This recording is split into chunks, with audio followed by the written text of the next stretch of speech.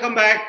There were a lot of interesting points that Ravi touched upon in part one, and it's time to get into part two.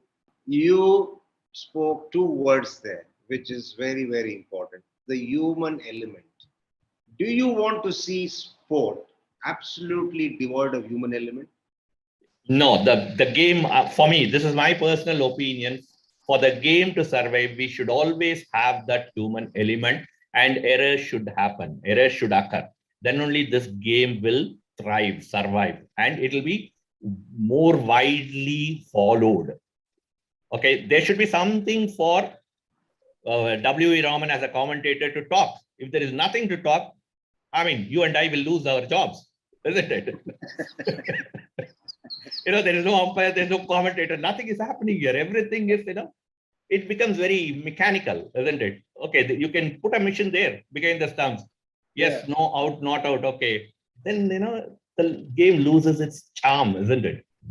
Yeah, it does. Even I agree with your viewpoint. Now, let's talk about the challenges of different formats. Knowing a little bit of cricket, I tend to think that Test cricket, the umpires have to retain their focus for a longer time because it can get boring at times and not much of action is taking place. One days is a question of intensity being maintained because it also can just be a bit flat and monotonous.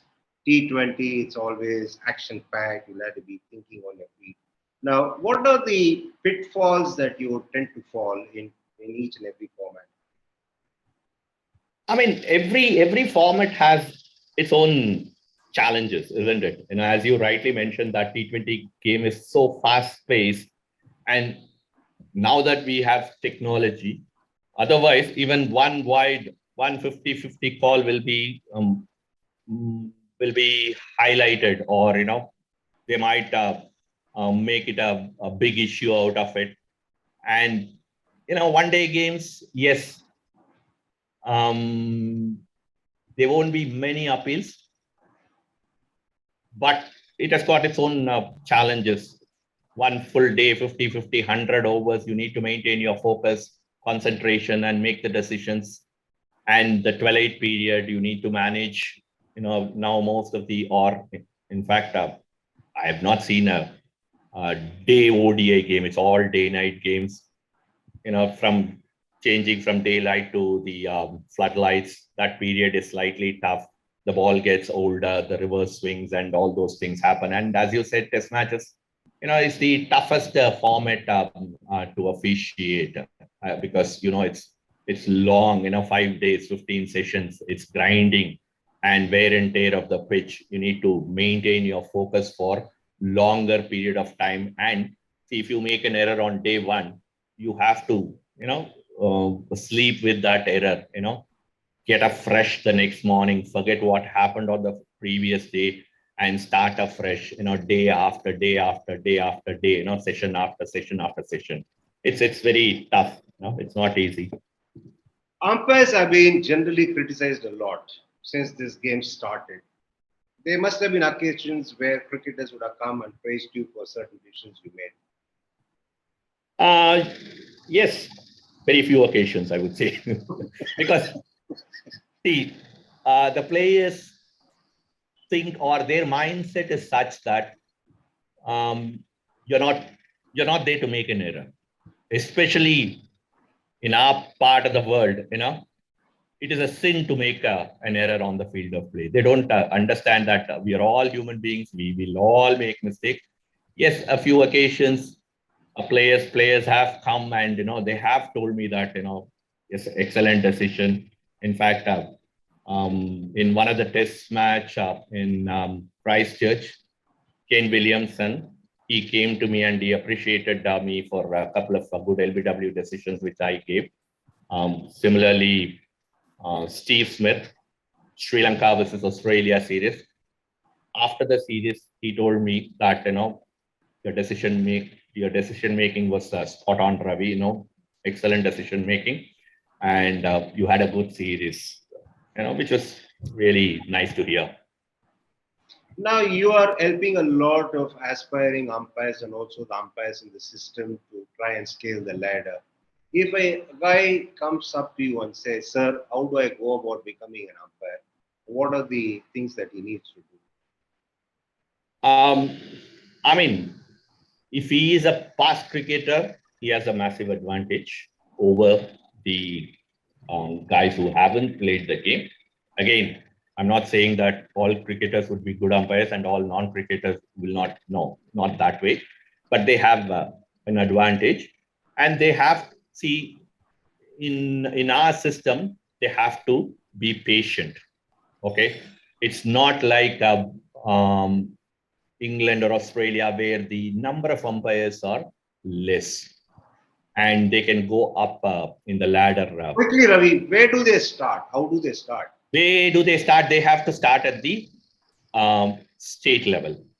See now, BCCI they have called for an umpires examination, which is going to happen on 10th, 11th, 12th, 13th, 4 days, and they have called the past cricketers. So for the past cricketers, there is a separate channel. They can straight away get into the BCCI panel of umpires. Those who have played 10 or more games, they can appear for that. Each association can nominate 5 past cricketers and they can appear for the BCCI examination and they can start umpiring BCCI matches. Whereas for others, they have to start at the state level and move up gradually. Okay, once you become a BCCI panel umpire, then you need to work your way through by showing a lot of good, solid, consistent performances. And as you know, all BCCI matches are covered with 6 cameras, and you have a referee, you have captain's report, and consistent high performance will, make that umpire move up in the ladder quickly. And if you are a cricketer, I think there is a separate channel to fast track them. At the elite level, ICC, there are certain things that you need to do before getting there. And there's also a level prior to that. Just give us an understanding of those 2 levels. Okay. See, in ICC, the highest level is elite level, where you have 12 umpires.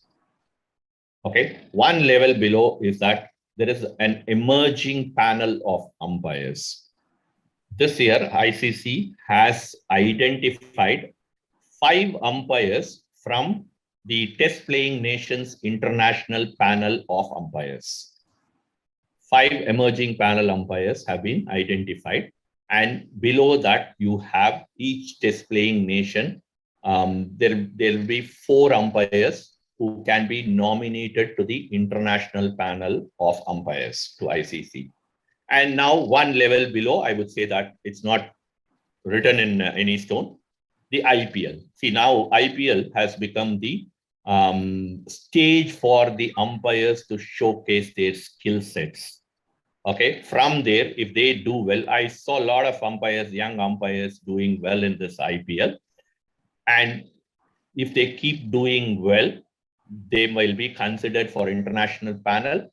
On international panel, if you keep doing well, you will be nominated for emerging. And if you keep doing well there, you could be nominated for the elite panel of umpires, which is the pinnacle of umpiring. There are changes made constantly as far as laws of cricket is concerned. The latest one, soft signal being removed. What's your take on it? Soft signal, last 2 years, if you see international cricket, the ICC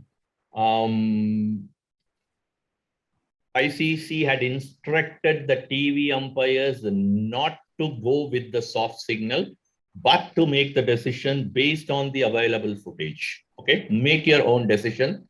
Don't rely on the soft signal. The soft signal, you can rely on the soft signal or use the soft signal only when there is no footage available or the footage is of such a poor quality. Okay, so last 2 years, if you see the catches, the umpires, the TV umpires had already moved away from the soft signal. It was just there for the sake. Now, it's official that there is no soft signal. There is more responsibility, or I would say that, the third umpires will have to be more stronger in making the decision either by going one way or the other way. Now they cannot say that it is inconclusive, so I am staying with the soft. That option is removed. So earlier we had three options. Now one option has been removed. Now there are only two options. Either you give out or you give not out. If you see, or if you're convinced, if you are satisfied, yes, the ball clearly carried, you give it out. Or if you are not satisfied, and if you are convinced, yes, the ball touched the ground, you have to give not out. So you choose this or that based on the available footage. And for elite umpires, they have been doing this on a regular basis. Whereas for the lower rung of the umpires, they need to see a lot of catches and which are all the angles which they need to see, and how to sell a decision, which they have to practice. Because any close catch, there'll be varied opinions. If you have 2-3 commentators, one would say that yes, it carried, the other one would be saying that no, it didn't carry, the third one would be sitting on the wall. So anything, any close catch decision is going to be debated. The team that where it went in favor of one team, they will say yes, the right decision was made, whereas the other team might say that no, this should have been given not out, this should have been given out. Okay, it's all part and parcel of umpiring and the game on the whole, isn't it? Of all the changes made with regard to the laws of the game, does it occur to you that some of the changes have helped the umpires, or it is not? No, definitely. It has helped. Most of the changes have helped the umpires in the smooth conduct of the game, in decision making, using technology. We cannot point out a single change where, no, it's not helpful to umpires. I think the administrators take a holistic view of, is it good for the game? Is it good for the players? Is it good for match officiating? How can we, there's a lot of thought process which goes behind the scene before any change, is being made. As you know, the cricket committee consists of a lot of former icon players and, greats of the game. And they give a serious thought about it before bringing in any change. And we have in cricket committee, there is an umpire representative, there is a referee representative, there is an administrator. It's a combination of every aspect of the game where they make the changes. It may not seem very obvious, or it may be overlooked. Talk to us about the fitness that's required for an umpire. Absolutely. You need to be really fit, especially, imagine if you are doing a test match in India or Sri Lanka, you have played in every country where cricket is being played. You need to be really fit. Otherwise, what will happen? Your concentration levels will drop and the errors will start creeping in. You need to hydrate yourself. You need to be really fit. You need to be, yes, you may say that we are not going to run and look for runouts or other decisions. Now, all we do is this, the technology, but still, only if you stay fit, you can have a clear mind and the concentration levels and the focus so that you can get the decisions right. It's absolutely important. If you look at the elite umpires, they are really fit, they are really fit because they have to stand for long hours. And imagine umpiring standing for 100 days is not going to be easy. And that too in different conditions. One match you'll be umpiring in England, and the next series could be in Sri Lanka. You need to adjust, adapt to different weather conditions. So you need to be really fit. Has it made you homesick being on the road? Because I've heard of one umpire, the moment he checks into a hotel, he would always count down. This is what I've heard about one particular umpire. I don't want to name it. Yes, sometimes, on long tours, like if you take IPL, it's a 2-month tournament.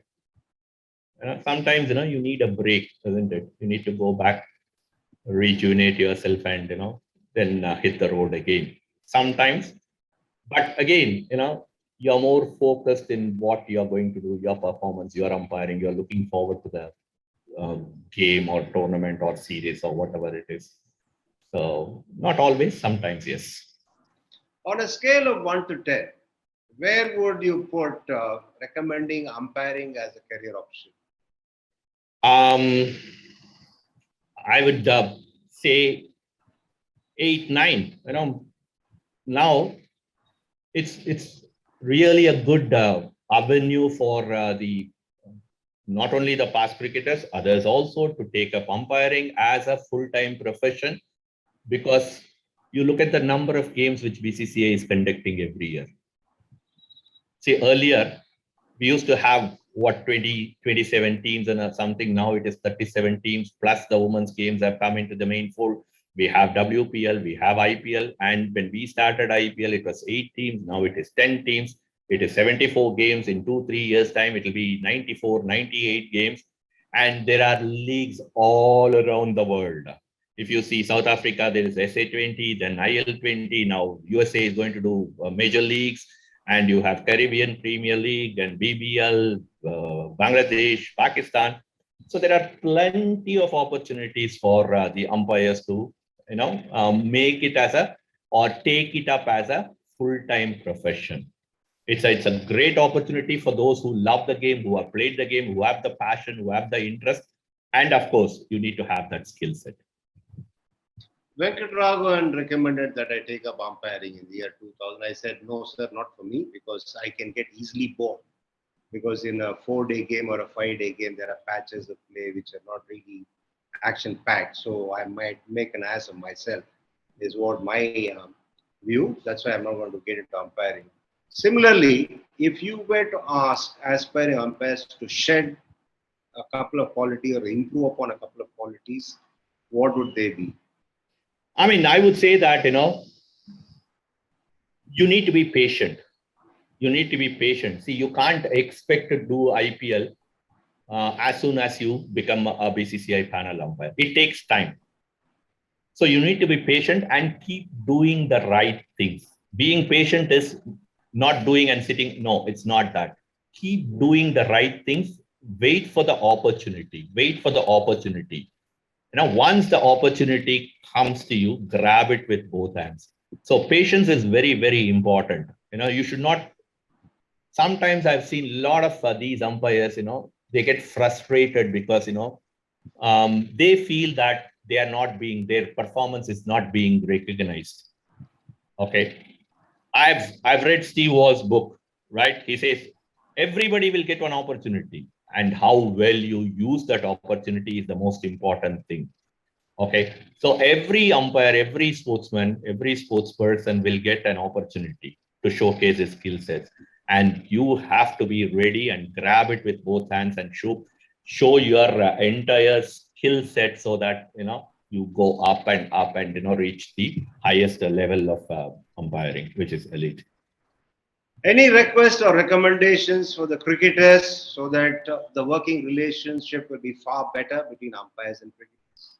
I mean, now after this technology which started, coming into the game, the relationship with the players is very, very cordial, I would say, because they don't talk about the errors, because the errors get fixed then and there, the game moves on. And we have the code of conduct document. There is match referee. The punishment is stringent. They will lose a lot of money if they don't, behave properly. So, I mean, they should understand that the umpires are also human beings and there will be errors. They need to accept it, take it in the stride, and that acceptance level, yes, they do have that. I'm not saying that they don't have, but sometimes in the heat of the moment, when things are not going in their way, their emotions take over. That is when you need to control your emotions and view it dispassionately. Then you get a better picture of the situation. Talking of acceptance and learning, I know Siva Ravi was one such person because there was one game where I was playing, he was umpiring. I remarked to him about a decision that could have been the other way around. He remarked that yes, it was probably a mistake and he would look into it in the following games. So that is what took him to where he went. Thanks, Ravi, for your time and also for sharing Thank your you, Ram. views. Nice chatting to you. Thank you very much. It was great chatting to you. Thank you Take very care. much. I'll catch up with you soon. Maybe on the golf course. Or TNPL. Okay, somewhere along the lines. Thanks a I'm lot. going to be there for all the games. Oh, okay. I'm going to help the umpires because first time they're going to have DRS and Oh, most of excellent. the, all 33, 32 games we are going to have DRS. And some of the Tamil Nadu umpires have not done DRS before. So I'm going to be there for all the games and, just guide them, support them. Thank you, Ravi. Take Right. care. See you, Ram. Bye. Take care. Bye. Bye, man. That was Sure Ravi sharing his views about all aspects of umpiring and things that go along with umpiring. Normally, it's thought of as an easy job, but after listening to Siva Ravi about the challenges and the various things that are needed to excel as an umpire, you would perhaps change your views about umpiring. And as I always say, for those who joined us for the first time, press the subscribe button and also the like button, and also ensure that you get notifications by pressing on the bell as well. And for those who've been with us all through our journey, please keep your feedback coming in because we need to know what it is that you want us to put out for you in the future episodes. Until I catch up with you next time, be good and stay safe.